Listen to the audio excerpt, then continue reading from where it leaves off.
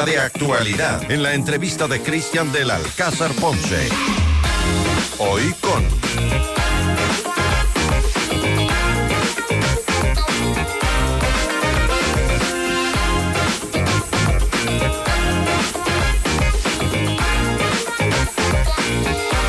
Muy bien, estamos transmitiendo en directo a través de todas nuestras plataformas, redes sociales, páginas web, app, en YouTube. Nos pueden ver también en este momento. Nuestro canal es FM Mundo Live. Vamos a hablar de la incertidumbre tan grande que se vive hoy en el país, que tenemos todos los ecuatorianos. Para eso, un muy buen amigo de esta casa, Mauricio Alarcón Salvador, director ejecutivo de la Fundación Ciudadanía y Desarrollo. Mauricio, bienvenido, gracias por estar con nosotros. Buenos días. ¿Qué pasa con su país, con nuestro país? Mauricio, no salimos de una y estamos en otra peor. Cristian, buen día, un gusto estar acá. Un saludo siempre a la audiencia de FM Mundo. Como bien dices, no salimos de una y entramos en otra. Y peor. Y quizá más difícil, por cuanto ya no es solo cuestión de cuidarnos a nosotros mismos, sino de ya frente a un fenómeno tan fuerte de violencia, de inseguridad, tener a un Estado que efectivamente cumpla con su trabajo y no solo se dedique en este momento a perseguir, a capturar, a enfrentar a los grupos terroristas, sino también a tener una justicia que, más allá del trabajo que estén haciendo la policía y las Fuerzas Armadas, no permitan que estas acciones queden en impunidad. Buena parte de lo que hoy estamos viviendo es consecuencia de la inacción de las instituciones y de las autoridades durante el último tiempo. Cristian, tú lo sabes perfectamente bien. Detienen a un capo de uno de estos grupos terroristas y entra a la cárcel con una sonrisa gigante porque sabe que pasa la noche. Pero al día siguiente... Y en el caso de este último personaje pasó la noche, ¿no? Y te digo, al menos en un caso forzan las cosas presentando una acción de protección que recae en uno de sus jueces de bolsillo y pues libres al fin. En los últimos, con fuga. Fugas que probablemente incluso tienen la complicidad de las autoridades del servicio a cargo de la rehabilitación social, lo cual es terrible. Y parece que con todos los últimos acontecimientos, el decreto más reciente del presidente, nos olvidamos de las fugas. Y yo creo que no hay que olvidarse de nada. De nada. Y no solo de las absolutamente. Fugas ocurridas. Porque lo que ha pasado es gravísimo, ¿no? Pero Cristian, ¿a qué voy yo con el tema? O sea, se les desapareció aliasito de repente. Y voy a eso. Supuestamente muchos días antes. Los términos que corresponden, Cristian. No es un desaparecido. No es se nos desapareció de la cárcel. No aparece. No tenemos información sobre su paradero. Se fugó. Así y hay que llamar las cosas por su nombre. Pero mira que el comandante de la policía, cuando salió a dar las declaraciones, ni siquiera se atrevió a dar el nombre ni el alias, nada. Y peor aún, Cristian, por favor, creo que los ecuatorianos tenemos claro lo que sucedió en el canal nacional, en TC Televisión, como para que algunos periodistas en medios de comunicación, no sé si por temor a la censura, hayan estado hablando de un acto delincuencial. Es terrorismo. Estamos frente a un acto terrorista. Así es. O sea, y creo que todos los que tuvimos la desgracia de ver esto en la transmisión en vivo, caímos en cuenta de detalles como que a propósito eran menores de edad, muchos de ellos, para que sean inimputables en materia penal, que recibían órdenes, se les veía con llamadas en ese momento en los teléfonos celulares, o que incluso, y afortunadamente el sonidista del canal no fue cómplice de ello, estaban exigiendo que les pongan los micrófonos para transmitir un mensaje a nivel nacional. Ayer justamente leía y reposteé en mi red social las declaraciones del sonidista. Increíble, ¿no? Increíble. Es increíble. La pesadilla que tuvieron que pasar nuestros colegas de TC Televisión. Qué momentos, qué momentos tan eso, duros, y lo que tuvimos que presenciar nosotros. Yo me enteré por las redes sociales, enseguida prendí el televisor y digo, no puede ser. Y por eso es importante, Cristian, de nuevo, llamar las cosas por su nombre, no olvidar los detalles, porque no es que esto ha pasado de la noche a la mañana, no es que éramos un país tranquilo y de pronto se toman un canal de televisión. Hay que también recordar qué ha venido pasando durante los últimos 15 años para llegar... Claro, pero ya ver algo así, con una transmisión en vivo de un grupo delincuencial o terrorista, como tú señalas, tomándose un canal de televisión, logrando que se transmita en vivo todo lo que ellos estaban haciendo, es esto no habíamos visto ni vivido nunca en nuestro país. No sé en dónde se verán cosas bueno, así. Y ojalá sea lo máximo que veamos, porque en lo personal me temo que esto no sea sino, como ya ha pasado en el último tiempo, una medición de fuerza con el Estado, ver cómo reaccionan. Que afortunadamente además terminó bien. Hay quienes dicen que esto podría ser planificado. No un teatro, ¿no? No un teatro de los trabajadores, obviamente, del canal de televisión, que esté en manos del Estado. Eso no tiene nada que ver, pero que podría ser planificado maquiavélicamente. A mí me parece terrible que en una circunstancia tan extrema como la que está viviendo el país existan y demos cabida a teorías de la conspiración tan ridículas como las de algunas personas en redes sociales. Ya sería demasiado, ¿no? Y yo creo que no es el tema del canal, de nuevo. Digamos las cosas como son, no olvidemos tan fácil lo que ha venido sucediendo. Un día antes de lo sucedido en TC Televisión, Cristian, no se produjeron atentados con coches, no se produjeron atentados con explosivos en espacios públicos, no hubo secuestro de policías. Claro, ya fue una noche de terror. Entonces ya veníamos de una noche de terror. Porque además me sorprendió, yo no sé si lo de TC fue una fatal coincidencia que se dio, pero no pasaron ni 30 minutos y ya estaba el decreto del presidente, que sabemos que para preparar un decreto de eso se tienen que tomar horas o días, ¿no? Pero Cristian, ya venía corriendo el rumor, más bien muchos de los que escuchamos dicho rumor de que se iba a declarar conflicto armado interno, estábamos a la expectativa de ver qué decía el decreto. Ese rumor venía corriendo desde el fin de semana, no del día de lo de TC. Claro, uno podría decir, uy, qué coincidencia que justo ocurre esto y sale el decreto. Ya se venía hablando de ese decreto días atrás, entonces no es una coincidencia. Y no nos olvidemos que ya se había declarado formalmente una guerra a estos grupos, ya se había decretado previamente el estado de excepción. Entonces hay que creo poner, como digo, cada cosa en su lugar, no olvidar lo que ha venido pasando. ¿Es estado de guerra lo que declaró el presidente con este decreto o no llega a eso? En definitiva, sí. Yo creo que es importante tenerlo claro. Estamos hablando que bajo las normas del derecho internacional humanitario hay dos tipos de conflictos armados.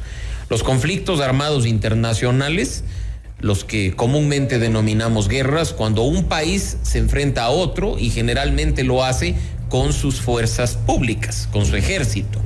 Ese conflicto armado internacional tiene normas en el derecho internacional humanitario para que se respeten derechos, para que se establezcan procedimientos particulares. La otra opción, la otra posibilidad de conflicto armado es el conflicto armado no internacional, que también se lo ha conocido bajo este término de conflicto armado interno, que es cuando dos fuerzas, dos grupos se enfrentan dentro de un mismo país. Puede ser, por supuesto, entre una fuerza pública y la denominada, conforme al derecho internacional, fuerza no pública beligerante, término que también se utiliza en el decreto, o incluso entre fuerzas al interior del país que no necesariamente están bajo el control del Estado. Hemos visto ese tipo de conflictos en varios países alrededor del mundo. Así es que en este caso, los términos que están contenidos en el decreto 111, artículos entre el 1 y el 5, tienen una razón de ser. ¿Fue acertado entonces este decreto presidencial en este momento? Yo no quiero hablar de aciertos hasta no ver los resultados. Creo que fue una medida adecuada. Eso me decías antes de la entrevista. Y creo, Cristian, que fue una medida adecuada.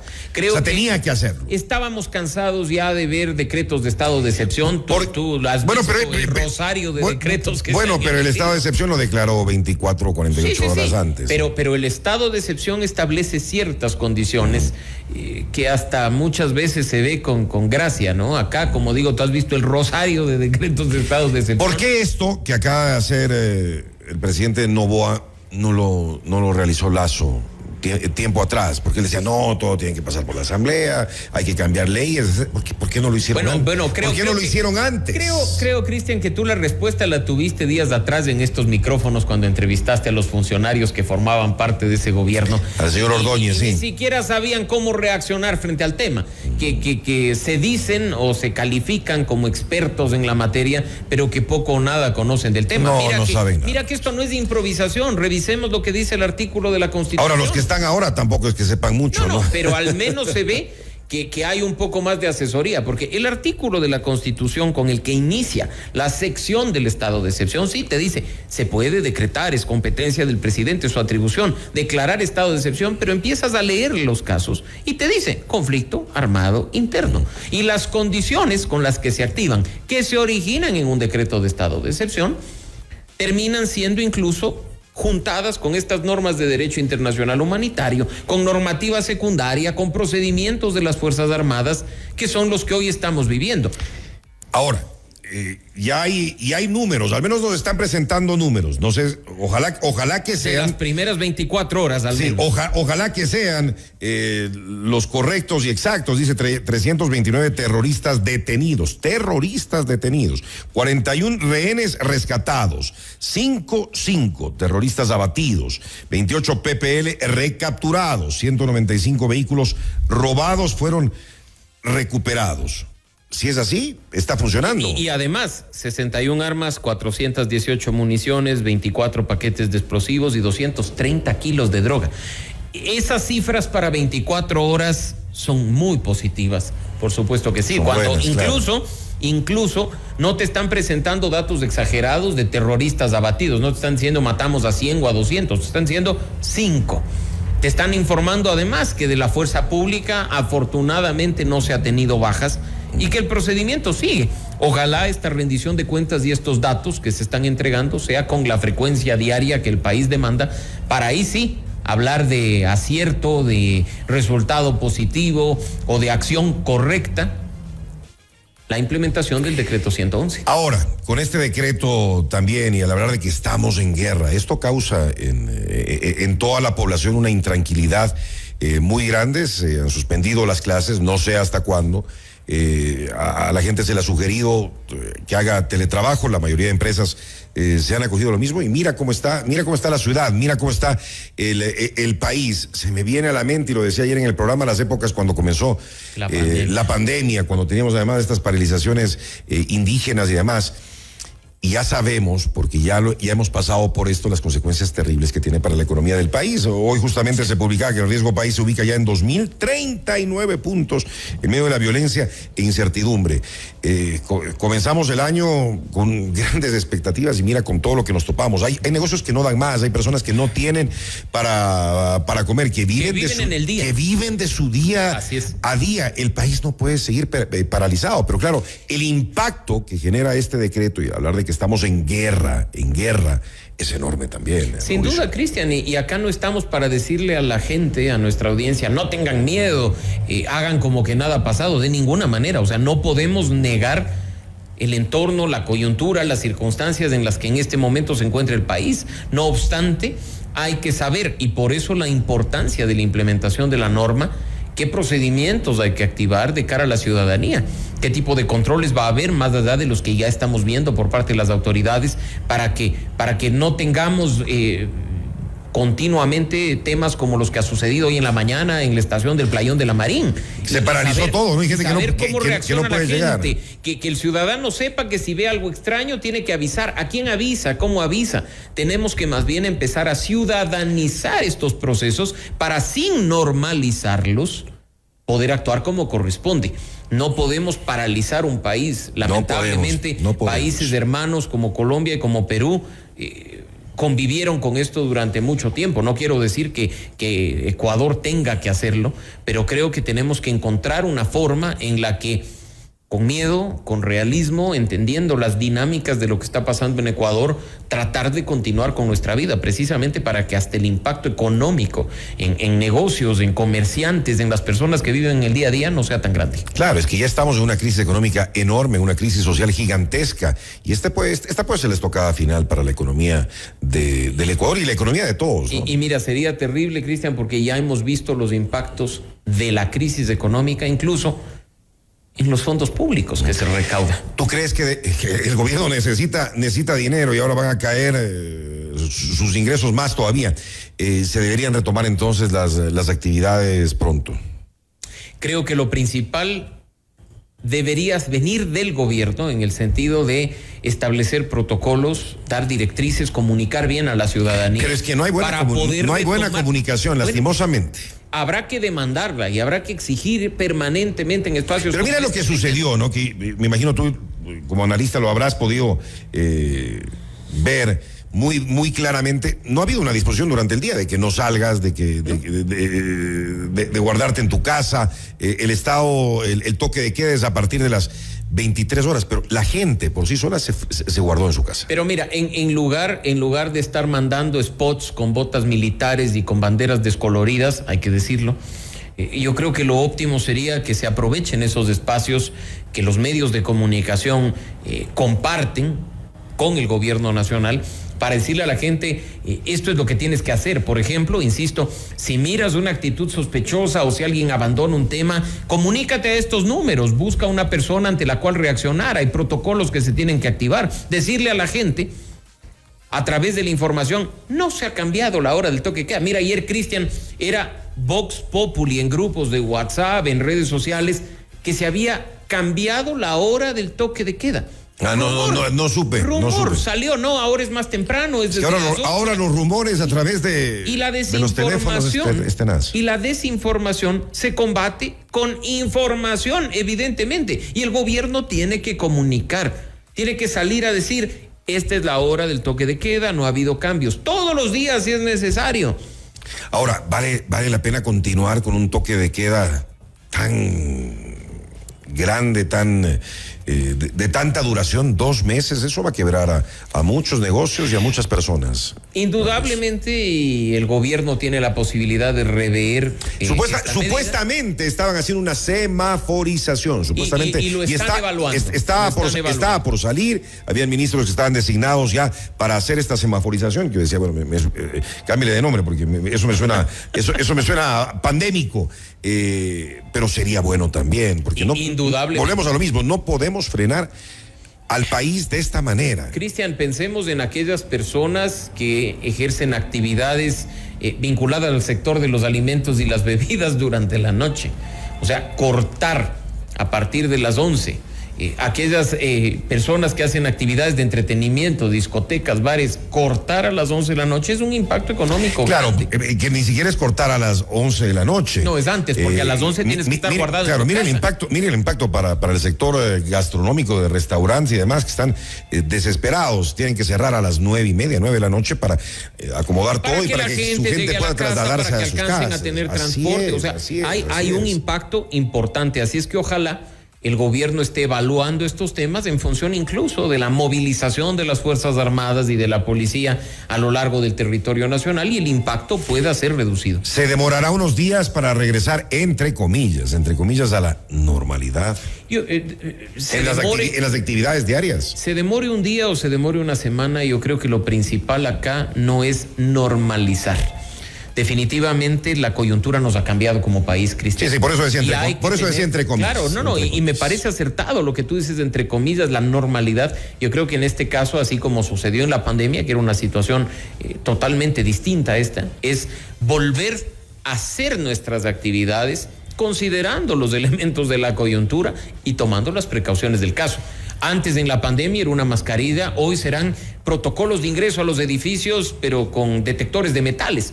No será personas que te echen alcohol, como es en Colombia, que te revisen el auto. Como es en Colombia hasta ahora, ¿no? Sí, por supuesto, y creo que no hay que tampoco molestarse cuando en instituciones públicas, en ingresos a parqueaderos o en ingresos a edificios, se activen ese tipo de protocolos. Sabemos que en este caso no estamos acostumbrados, no estamos acostumbrados a nada de eso. Y no hay razón para molestarse en la coyuntura actual, creo yo. Más bien, ojalá colaboremos todos para que estos protocolos formen parte de nuestra vida diaria hasta que la situación de paz y estabilidad regrese al país. Claro, lo que pasa es que eso demorará, ¿no? Por supuesto. Hay quienes creen que esto se va a terminar mañana y lamentablemente, no es así. Esto no se termina apresando a los cabecillas o incrementando la cifra de detenidos y de abatidos. Este es un fenómeno que se ha venido fortaleciendo como bola de nieve durante todos estos años, Cristian, y que va a tomar mucho tiempo en combatirse de manera efectiva. No quiere decir que Ecuador sea el único país de la región, por ejemplo, impactado por estos temas, pero creo que hay que empezar a prestar atención a los detalles, empezar a trabajar para fortalecer a las instituciones, empezar a demandar que, por ejemplo, las autoridades judiciales que en este momento van a empezar a conocer de estos casos tengan la debida protección por parte de las fuerzas de seguridad del Estado, que puedan actuar sin presiones, sin extorsiones, sin amenazas. Creo que lo que hoy estamos viviendo sí tiene mucho que ver con la inseguridad, pero va mucho más allá, porque esto afecta. Claro, va más allá. Afecta a la democracia, afecta a la estabilidad democrática, afecta al sector justicia, afecta a nuestra vida diaria como ciudadanos. Es uno de los momentos más delicados. Ecuador está viviendo el peor momento de su historia actual, ¿o no? Yo creo que cada momento histórico tiene sus particularidades, pero este sí es quizá el momento más duro y difícil de las últimas décadas, quizá incluso del último periodo democrático de Ecuador. Tú estás viendo que son 45 años de democracia los que ha vivido este país. De estos 45 es el peor. Y creo que es uno de los peores indiscutiblemente, probablemente sí, ¿no? Comparable. Las nuevas generaciones no tenemos presente ese tema, lo que vivió el país con el ascenso de los grupos terroristas a finales de los 70 y principios de los 80, ¿no? Ya se lo veía venir. El problema también, Mauricio, es que esto ya se venía a venir y... Había señales, ¿no? Había señales y grandes. Lo venimos hablando aquí en nuestros espacios hace rato y nadie hizo nada. Nadie hizo nada, como le decía al anterior secretario de Seguridad. No hicieron nada. Aquí ya llegamos a lo que estamos viviendo. Y por esta situación coyuntural he tenido la oportunidad de tener espacio en medios internacionales de países hermanos, y lo primero que les he dicho yo es: presten atención a las señales, no dejen que este tema crezca, no permitan que ya cuando todo es irreversible reaccionar, no.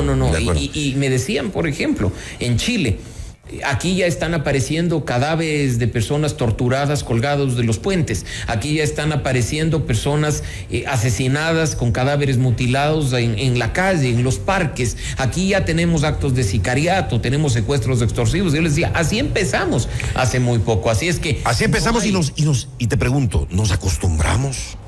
Y yo creo que minimizamos, Cristian. Minimizamos, y sí. Quizá no desde la ciudadanía. Yo creo que no desde la ciudadanía necesariamente. Pero uno también como que se acostumbra a estas noticias todo el tiempo y verle como algo, entre comillas, también normal. Es tan gracioso, y digo gracioso, como tú dices, entre comillas igual, que hubo en su momento autoridades que decían que esto es producto de la delincuencia común.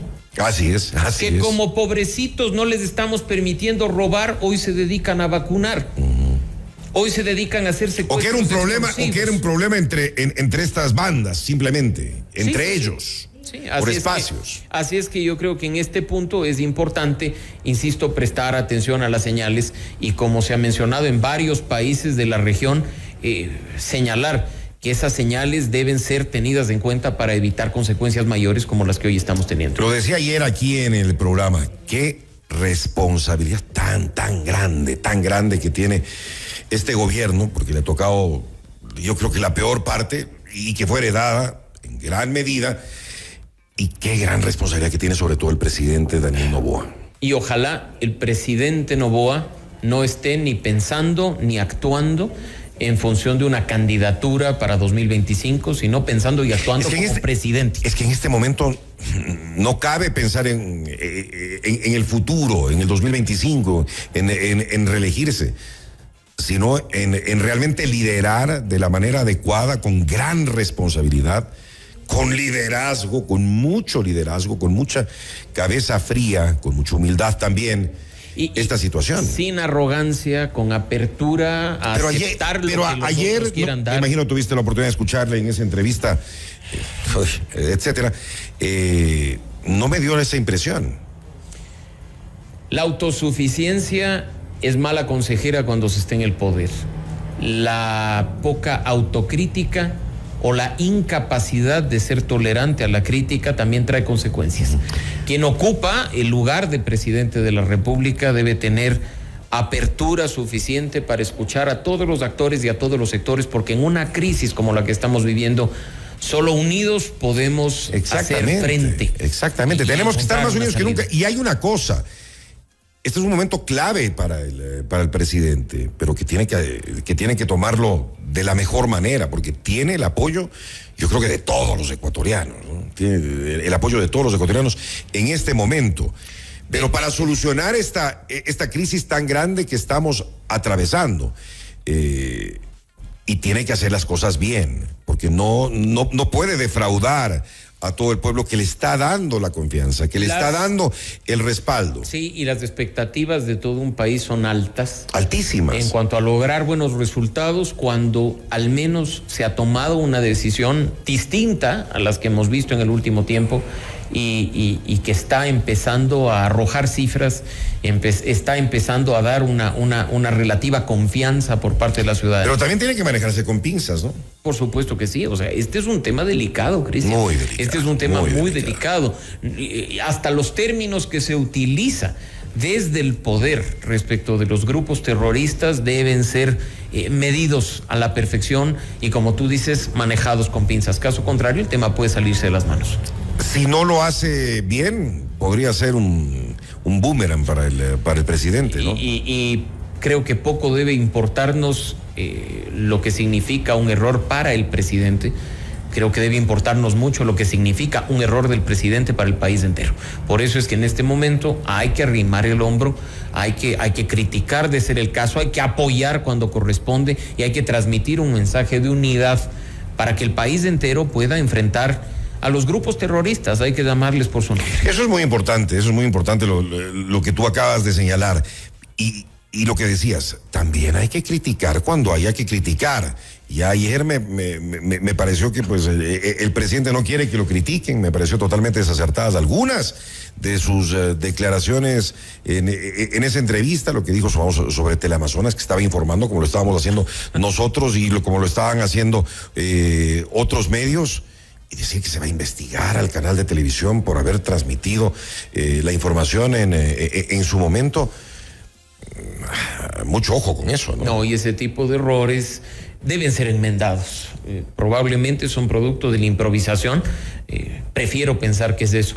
Y pues lo óptimo en este caso es que eso quede ahí, porque el deber de los medios de comunicación, Cristian, es informar, y más aún en coyunturas y en situaciones difíciles como esta. Así es, y lo que hizo Teleamazonas, lo que hizo Milton Pérez, que estaba al frente de la transmisión, que está al frente de esa área informativa del canal, lo hicieron bien y cumplieron con su misión, como lo hicimos otros, de informar Así es. Transparentemente y objetivamente lo que estaba sucediendo. Y hay que seguirlo haciendo, le guste a quien le guste.